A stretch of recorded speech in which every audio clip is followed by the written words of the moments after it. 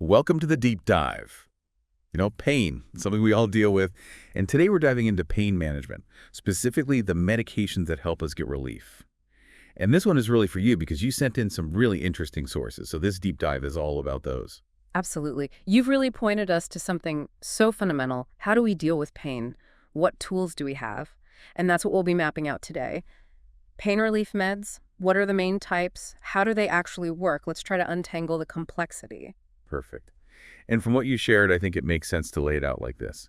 We have non-opioid analgesics and then opioid analgesics. And within those non-opioids, we've got NSAIDs, the non-steroidal anti-inflammatory drugs, and then we've got acetaminophen. Does that sound like a good roadmap for this? That's the perfect place to start. These are the medications that most people are probably familiar with, right? For everyday aches and pains.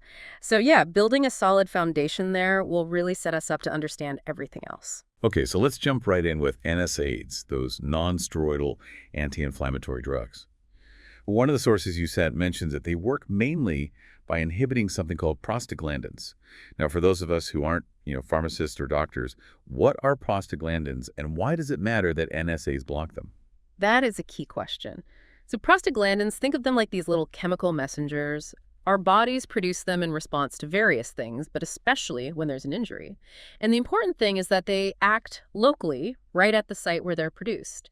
And they're kind of like the central players in producing the classic signs of injury, pain, fever, and inflammation. So when NSAIDs come along and inhibit their production, they're basically tackling these symptoms right at their source. Got it. So they're like the body's way of saying, hey, something's wrong here, pain, swelling. And NSAIDs are like, okay, let's dial that back a bit. And your source mentions these two enzymes, COX-1 and COX-2. Can you break down the difference and why do we care which one an NSAID is acting on? This is where it gets really interesting. So COX-1 and COX-2, they're both cyclooxygenase enzymes, and they're involved in making these prostaglandins. But they play slightly different roles. Usually when you block COX-2, that's what gives you that anti-inflammatory pain-relieving action you want. But COX-1, well, it's kind of like a busybody. It has its hands in other important stuff, protecting the lining of your stomach, playing a role in cardiovascular health. So blocking COX-2. Pain relief, reduce inflammation. But because KOX1 is involved in these other functions, non-selective NSAIDs, the ones that block both, can lead to more side effects, especially in the gut. Ah, that makes sense. So if an NSAID isn't picky and blocks both, that's why we hear about stomach problems with some of these medications. Exactly. And this difference in how NSAIDs interact with KOX1 and KOX2, this is actually what defines the different types of NSAIDs we have, how selectively they target those enzymes. Got it. Okay, let's get specific. Aspirin is a big one that comes up a lot in these sources. They call it a traditional NSAID, but now it's mostly used at low doses to prevent heart attacks and strokes. Why the shift? It really speaks to how our understanding of aspirin has evolved. So yeah, it has anti-inflammatory properties, but those become really significant at higher doses, and higher doses mean a greater risk of side effects. Aspirin's really special because of how it works. It irreversibly acetylates and inactivates cyclooxygenase. Most other NSAIDs, they're reversible, but aspirin, permanent action. And that's key for its role in protecting the heart. Irreversible, huh? So it's like flipping a switch that stays off in those cells? Makes sense for preventing clots. Now, the source mentions inhibiting KOX1-mediated TXA2 production. What is TXA2 and why is blocking it helpful for the heart? Right, so TXA2, that stands for thromboxane A2. It's a substance that makes blood vessels constrict. That's vasoconstriction. And it promotes platelet aggregation. Think of it like blood cells clumping together, forming clots. So low-dose aspirin, by inhibiting TXA2 production through COX1, it keeps the blood flowing smoothly and reduces the risk of dangerous clots in those arteries. So it's this balancing act, right? Good for the heart at low doses, but the sources do mention a lot of potential side effects, especially when using higher doses for pain and inflammation. Let's tackle those gut issues first. It can be pretty rough on the stomach. It can. Remember, those prostaglandins that COX1 helps make, they also protect the stomach lining. Less gastric acid, more protective mucus, so higher doses of aspirin blocking COX1 means less of those good prostaglandins. More acid, less protection. And that can lead to anything from a bit of indigestion to, well, ulcers and bleeding. So taking it with feed and fluids, that makes total sense. And I see PPIs mentioned, proton pump inhibitors, those reduce stomach acid, and misoprostol for higher risk folks, though the source says that's not used a lot. And it's definitely a no-go if you already have an ulcer. Exactly. Always about weighing the benefits against the risks, especially for people with existing conditions. Then there's the bleeding risk. Aspirin, remember, irreversible effects on platelets. Right, because it blocks TXA2, the thing that helps platelets stick together. And since they don't have a nucleus, they can't make more of that enzyme once aspirin blocks it. So the effect lasts for the entire life of the platelet, about a week. That's why they say stop taking aspirin a week before surgery. Precisely. It's like a delicate dance, preventing clots in the heart but potentially increasing bleeding risk elsewhere. And the source points out that if you're on a low-dose aspirin for heart protection, adding other NSAIDs for pain, not ideal, they can mess with aspirin's antiplatelet action. Okay, so what about the kidneys? Sounds like NSAIDs in general, including aspirin, can cause trouble there by preventing the synthesis of those prostaglandins, specifically PGE2 and PGI2. Right, so PGE2 and PGI2, they help maintain good blood flow to the kidneys. So when NSAIDs block them, your body might hold on to more sodium and water. That can cause swelling, edema. It can even work against your blood pressure medications. That's why caution is advised for folks with heart failure, kidney disease, or high blood pressure. In fact, for hypertension, the source even suggests limiting NSAID use to just short-term as-needed situations, and if possible, considering alternative pain relievers. Makes sense. And then there are those cardiac effects. This seems a bit complicated. High COX-1 selectivity, like with aspirin, seems protective, but high COX-2 selectivity in other NSAIDs has been linked to an increased risk of heart problems. That's a really important point to understand. The balance between inhibiting COX-1 and COX-2, it seems to be crucial for how safe an NSAID is for your heart. So most NSAIDs, except aspirin, are generally not recommended if you already have heart disease. Interestingly, the source points out that naproxen seems to be the least harmful in this group, although the exact reasons are still a bit of a mystery. But the bottom line, for any NSAID, especially those not being used as low-dose aspirin for heart protection, lowest effective dose for the shortest time needed. Got it. And there's some other potential side effects the sources mentioned, like people with asthma need to be careful, because blocking those prostaglandins can lead to more leukotrienes being produced, and those can trigger asthma attacks. And then there's the, thankfully rare but serious, risk of anaphylactic shock in people who are hypersensitive to aspirin, plus some drug interactions, especially with highly protein-bound drugs like warfarin, where it can increase their concentration in the blood. All important things to consider. And the source correctly warns about aspirin toxicity with high doses. That can lead to a whole cascade of problems, metabolic acidosis, even death. Children are especially susceptible to aspirin overdose. A grim reminder to be extremely cautious with these medications. Right, even though they're common and often available over the counter. And lastly, for aspirin, there's pregnancy. Category C drug in the first 2 trimesters, but generally avoided in the third because of the risk of premature closure of the ductus arteriosus in the baby. Absolutely crucial information, especially for expectant mothers. That ductus arteriosus is a vital blood vessel in the fetus, and its premature closure can lead to serious complications for the newborn. Okay, aspirin, checked. Let's move on to another very common NSAID, ibuprofen. Described as a non-selective COX inhibitor, meaning it blocks both COX-1 and COX-2. It's a derivative of propionic acid. What are its main uses, and how is it different from aspirin in its action? Ibuprofen, since it's non-selective, hits both COX-1 and COX-2, so it tackles pain, fever, and inflammation. Unlike aspirin, its inhibition is reversible, meaning those enzymes can eventually get back to work once the ibuprofen is out of your system. And it's widely used, general pain relief, fever reduction, and managing acute inflammation. And get this, the source points out that its pain relief is thought to happen both peripherally, at the site of the injury, and centrally within the nervous system, while its anti-fever action is linked to effects on something called prostanoid synthesis in the hypothalamus, up in the brain. Interesting. Now, there's this little tidbit about ibuprofen being studied for treating patent ductus arteriosus in newborns. But didn't we just talk about avoiding NSAIDs in the third trimester because of that same ductus arteriosus? What's going on there? It's a fantastic example of how nuanced these drugs can be, how seemingly contradictory their uses can be. So yeah, late in pregnancy, NSAIDs risk premature closure of the ductus arteriosus. But in some newborns, that same vessel doesn't close properly after birth, which can lead to heart problems. And because prostaglandins, specifically PGE2, help keep it open, ibuprofen, with its ability to inhibit prostaglandins, has been looked at as a way to help it close in those specific newborn cases. Same mechanism, different effects depending on the developmental stage and the clinical context. Wow, really shows the complexity. Okay, so let's talk about celecoxib. It's a selective KOX2 inhibitor. What are the pros and cons of that selectivity compared to those non-selective NSAIDs like ibuprofen and aspirin? So the thinking behind celecoxib and other COX-2 inhibitors was, can we get the anti-inflammatory, pain-relieving benefits of NSAIDs, but reduce those COX-1-related stomach side effects, the upset, the ulcers? And the source says it seems to be as effective as non-selective NSAIDs for things like rheumatoid arthritis, osteoarthritis, and acute pain. But the trade-off. It seems to carry a potential increased risk of cardiovascular events, maybe because it reduces PGI2, a prostaglandin produced partly by COX-6-2 that has some protective effects on the heart and blood vessels. So easier on the stomach for some, but that heart risk is still there, similar to other non-aspirin NSAIDs. The source mentions that celecoxib is metabolized by an enzyme called CYP2C9 in the liver, so that means potential interactions with other drugs. Exactly. Dosage adjustments might be needed for folks with moderate liver problems, and it's generally avoided in people with severe liver or kidney disease. And, important point, if you're high risk for ulcers and need that low-dose aspirin for heart protection, celecoxib isn't the best choice. It doesn't have that same heart benefit and might still pose a risk to your stomach. All right, so we've covered the main NSAIDs. So let's move on to acetaminophen. Sure. It often gets lumped in with the non-opioid analgesics, but your source points out that it's not technically an NSAID. Why is that distinction so important? Really important to understand that difference.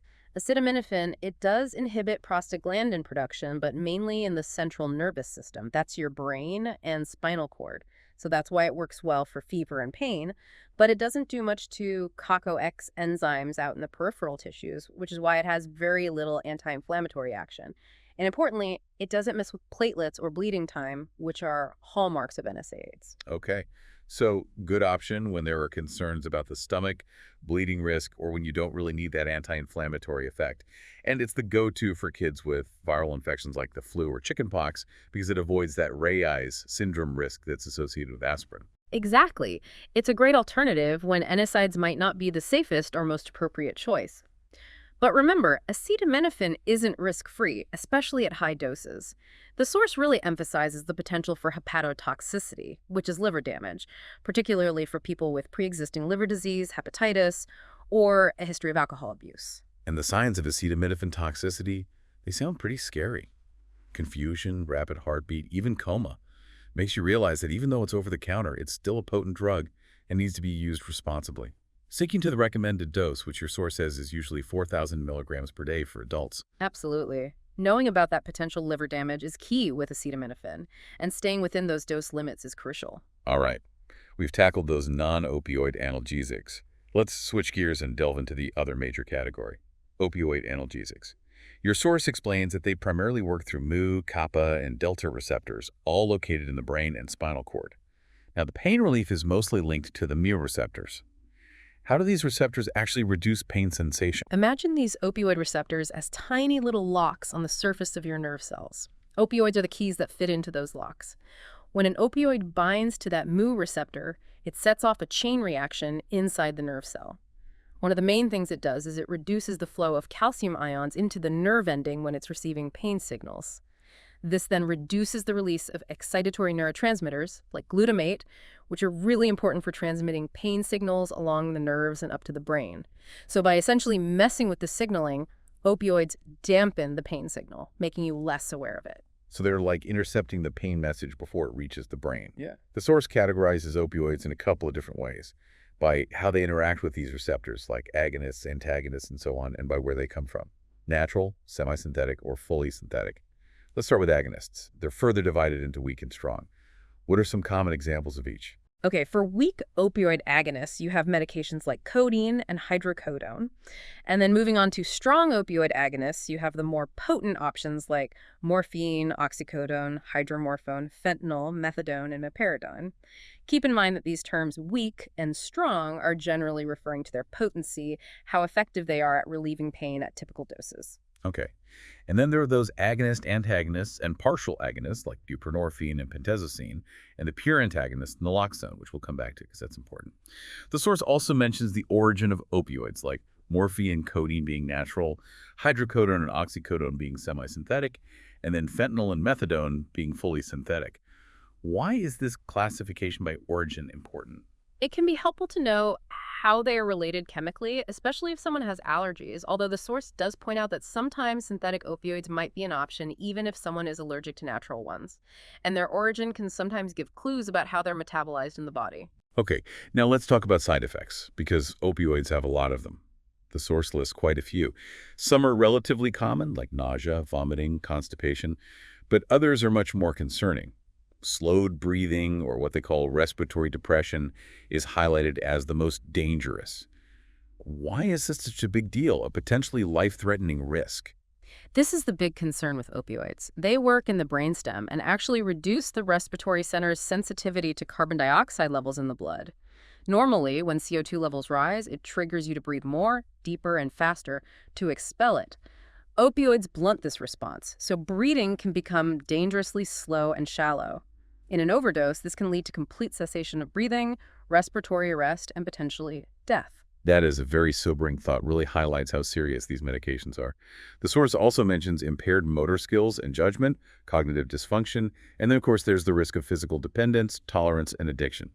It's clear why these are classified as controlled substances. Absolutely. The potential for dependence and addiction is a huge concern, which is why there are very strict prescribing practices and careful monitoring for patients taking these medications. Let's delve into some of the specific opioids. Morphine is described as the prototype, the classic strong mu agonist, and it also has some action at the kappa receptors in the spinal cord.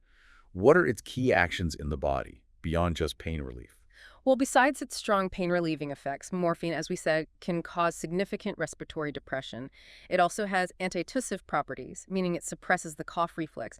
And then there's meiosis, the constriction of the pupils, pinpoint pupils, which is a classic sign of morphine use. Interestingly, tolerance doesn't seem to develop to this effect. Morphine also affects the gut, can cause constipation, but can also be used to treat severe diarrhea because it slows down gut motility and increases tone. Interesting.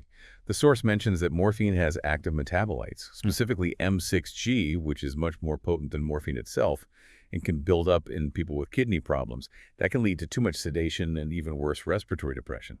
Seems like kidney function is something doctors really need to pay attention to when prescribing morphine. Absolutely. And the other main metabolite, M3G, while it's not an analgesic itself, can have neuroexcitatory effects in some individuals. It's also important to use morphine cautiously in patients with head injuries, asthma, and existing liver or kidney dysfunction. Got it. Let's move on to codeine.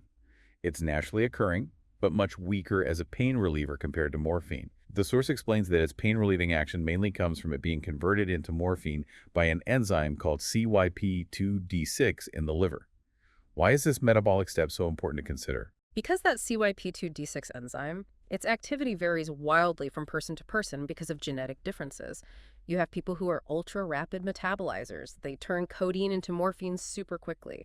That can lead to much higher morphine levels than expected, increasing the risk of side effects, even overdoses. On the flip side, you have poor metabolizers who don't convert enough codeine into morphine. They might not get adequate pain relief. And certain medications can inhibit CYP2D6, which would further reduce codeine's effectiveness. This variability makes codeine's effects a bit unpredictable. Makes sense. Codeine is often combined with acetaminophen, like in those Tylenol 3 or T3 preparations. The source even breaks down the different T formulations by their codeine content. And a good reminder, always try to maximize the non-opioid part, in this case acetaminophen, before increasing the opioid dose. It also points out that codeine is generally not recommended, contraindicated in people with kidney problems and in kids under 12 because of that unpredictable enzyme activity. Absolutely crucial for safety, especially in children. Those enzyme systems are still developing, much more variable. Okay, next up, oxycodone and oxymorphone. Both are semi-synthetic morphine derivatives. Oxycodone, when taken orally, is about twice as potent as morphine. It's metabolized by both CYP2D6 and another liver enzyme called CYP3A4, so potential for lots of drug interactions there. And the force specifically warns about the potential for abuse, especially those sustained-release formulations. Oxymorphone, on the other hand, has fewer interactions with those CYP450 enzymes and tends to cause less histamine release, less nausea compared to morphine. It's often combined with other pain relievers like aspirin or acetaminophen, used for severe pain, especially in patients with cardiac issues or asthma. And a strong warning against mixing oxycodone with alcohol. Yes, never a good idea to combine opioids with other central nervous system depressants like alcohol. It greatly increases the risk of serious side effects, including severe respiratory depression and even fatal overdose. Okay, moving on. We have hydromorphone and hydrocodone. Hydromorphone taken orally is way stronger than morphine, like 8 to 10 times stronger, and often preferred in people with kidney problems because it has less buildup of those active metabolites.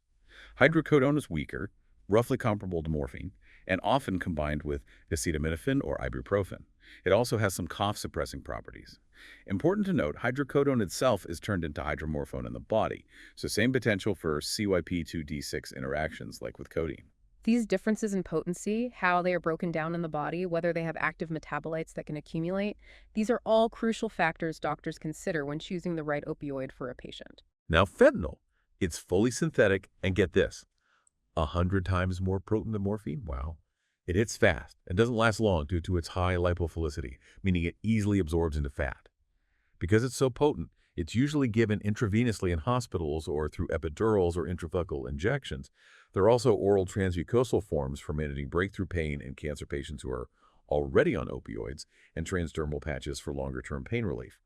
The source is very clear. Don't use these patches in people who aren't already regularly taking opioids because the risk of hypoventilation, slow breathing, is just too high. It's interesting that fentanyl doesn't have active metabolites, so it can be used with extreme caution in people with kidney problems. It also tends to cause less histamine release, less sedation, less constipation compared to morphine.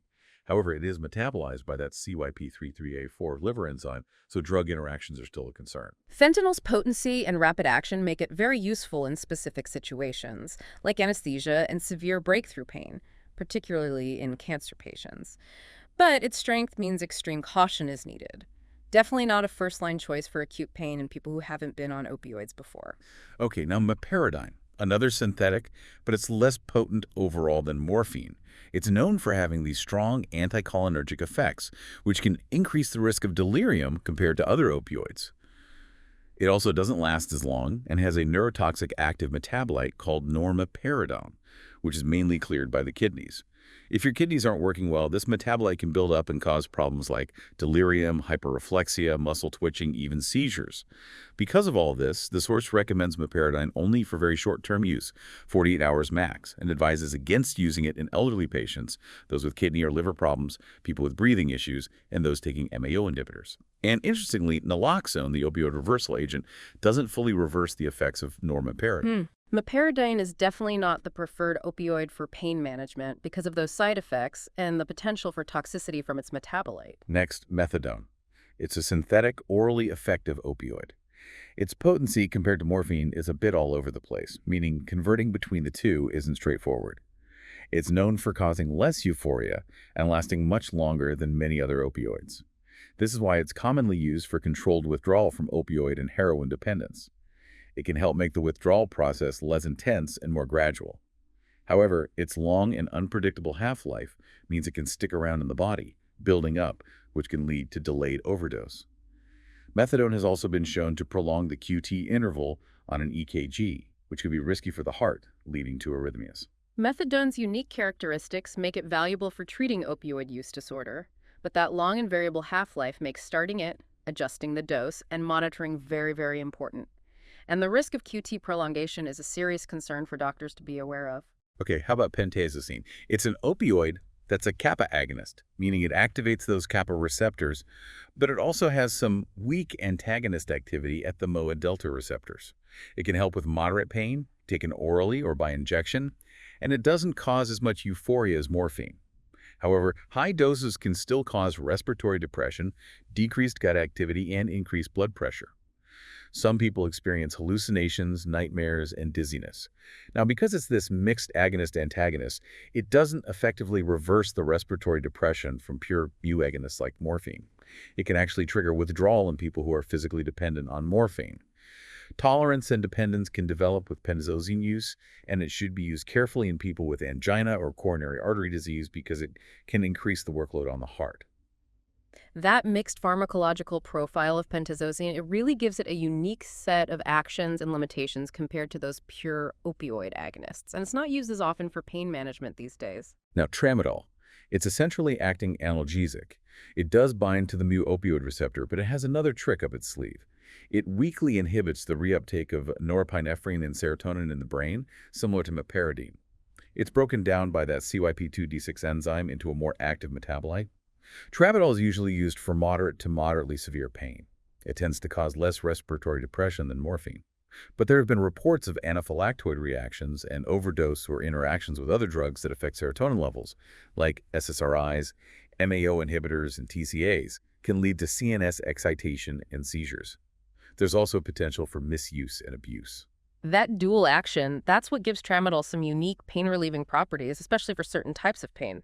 But the potential for interactions, especially with drugs that affect serotonin and its abuse potential, are things doctors need to consider. Now, buprenorphine. It's classified as a partial mu agonist.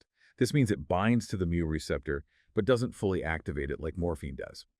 It's interesting, it can act like morphine in people who haven't taken opioids before, but it can also cause withdrawal in people who are already using full mu agonists. Because of this, it's used in opioid detoxification and maintenance therapy. It can make withdrawal less severe and shorter compared to methadone.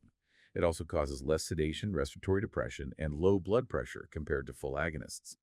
Buprenorphine lasts a long time because it binds tightly to that mu receptor, and it can be given sublingually by injection or through the skin with a patch. It's processed by the liver and eliminated through bile and urine. Interestingly, naloxone isn't very effective at reversing respiratory depression from buprenorphine because it binds so tightly to the receptor. Buprenorphine has a lot of potential drug interactions, especially with CYP3A4 inhibitors and MAO inhibitors, and it can prolong the QT interval. So it should be used cautiously in patients with conditions like low potassium, atrial fibrillation, or unstable heart failure. Buprenorphine, with its partial agonist activity, offers a different way to manage opioid use, especially for treating opioid addiction. It can help reduce cravings and withdrawal symptoms without the same level of euphoria or respiratory depression as full agonists. And last but not least, we have naloxone. It's a pure opioid antagonist. Its job is to rapidly reverse the effects of an opioid overdose, like coma and respiratory depression, by kicking those opioids off the receptors. It has the strongest affinity for the mu receptor, then kappa, then delta. Given intravenously, it can reverse those effects in just 30 seconds, bringing back consciousness and breathing. However, its effects don't last very long, so relapse into respiratory depression is possible if there's still a lot of opioid in the system. Taking naloxone orally doesn't do much. It's also important to know that it can cause sudden withdrawal symptoms in people who are physically dependent on opioids. Naloxone isn't for routine reversal of opioid effects. It's a life-saving drug specifically for severe overdoses with respiratory depression. Naloxone is absolutely essential for saving lives in an opioid overdose, and making it more widely available is crucial in our fight against the opioid crisis.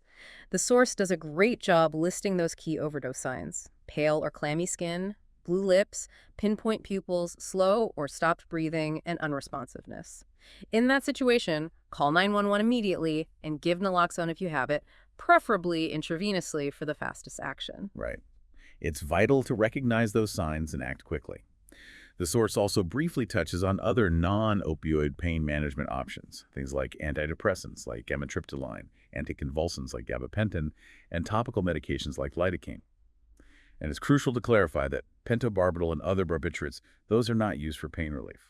Those other medications can be very helpful for certain types of chronic pain, especially nerve pain, often working in completely different ways than traditional painkillers. Yeah. And yeah, good to clear up any confusion about barbiturates. They have other medical uses, but pain relief isn't one of them. Wow.